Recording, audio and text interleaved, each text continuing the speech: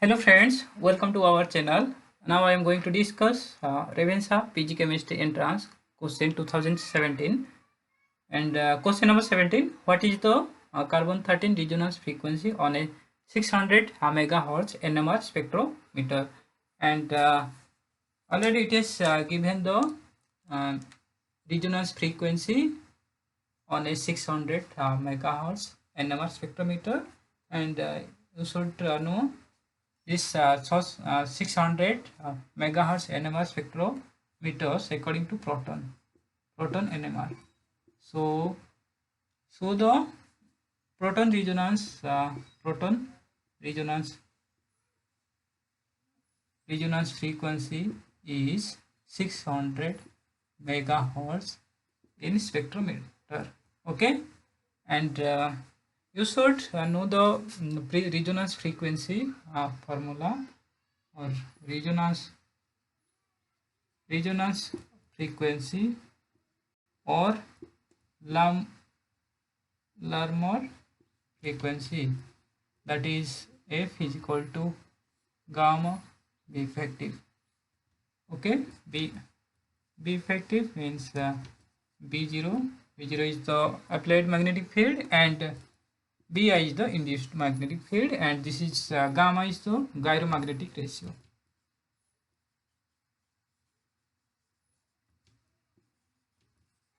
And according to this gyromagnetic ratio, if one molecule has gyromagnetic, if gyromagnetic ratio is more, and the resonance frequency will be more.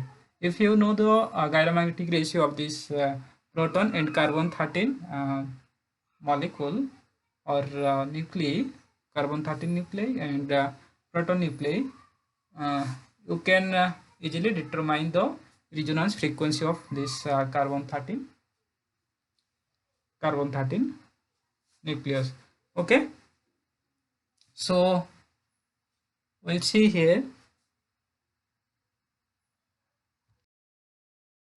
And gyromagnetic ratio is the angular momentum, magnetic moment with angular moment, and this precessional frequency, or resonance frequency, is equal to gamma B0.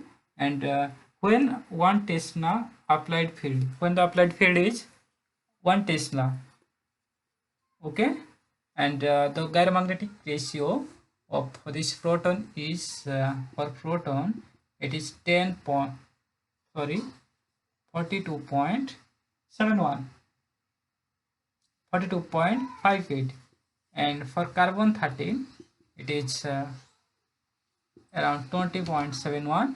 and you know this resonance frequency is directly proportional to this gamma, gyromagnetic ratio. Okay, and you are saying from this two value, you are seeing proton gyromagnetic ratio almost 4 times more as compared to this carbon 13 nuclei. Okay, and you'll see here already this resonance frequency is directly proportional to gamma, hence, and proton resonance frequency is already given 600 megahertz. Okay, and the carbon 13 resonance frequency will be how much? It is carbon 13 is gamma ratio is gyromagnetic ratio is 4 times less as compared to this proton. Hence, the carbon 13 resonance frequency will be 600 divided by 4, 150. Okay, 150 megahertz. Okay. Another question from NMR. What signal do we expect to observe in NMR spectrum of 1,1-dichloroethane? And take a look here. This is 1,1-dichloroethane, and you are seeing here this is one type of proton and this is one type of proton. So total number of signal would be 2 signal, and now we'll see the splitting pattern of both of these signal. And here you are seeing this proton will couple with this proton. Here is 3. According to n plus 1 rule, this proton will give 3 plus 1 quartet. It is 4, and it will give one signal but one quartet. Okay, this proton will give one quartet, and another CH3 proton is coupled with this only a single proton. Okay, and CH3 proton will give doublet 1 plus 1 2, so doublet. Okay, hence the option is a doublet and a quartet. So correct option is C. C is your right answer. Okay. Another question we'll see from name reaction. The Williamson ether synthesis produces ether by reacting N. Okay, here it is given 4 options, and before you should know what is ether. Ether is connected to a oxygen by 2 alkyl group, and there must be 2 alkyl group, and these are 2 alkyl group, and this is oxygen, and this is ether. Okay, and in Williamson synthesis, how it will form, I'll discuss here. Here, this alkoxide, it is given that alcohol with metal. When alcohol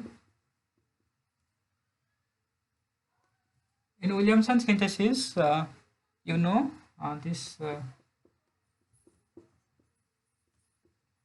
in the first step, this alcohol react with metal to form this alkoxide ion and hydrogen gas, and in the second step, this alkoxide act as a nucleophile. Okay, and it can easily attack to any halide at 2I, and this is simply nucleophilic substitution reaction, and it will give ether.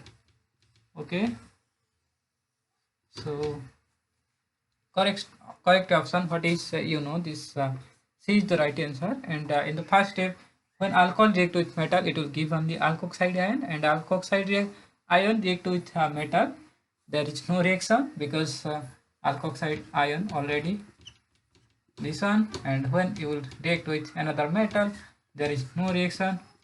Okay, and alkyl halide with an aldehyde, what will happen when an aldehyde react with alkyl halide? This aldehyde react with alkyl halide, nothing will happen. There is no possibility of formation of ether. Okay, so correct option is C is your right answer, and all 3 options are wrong. Okay.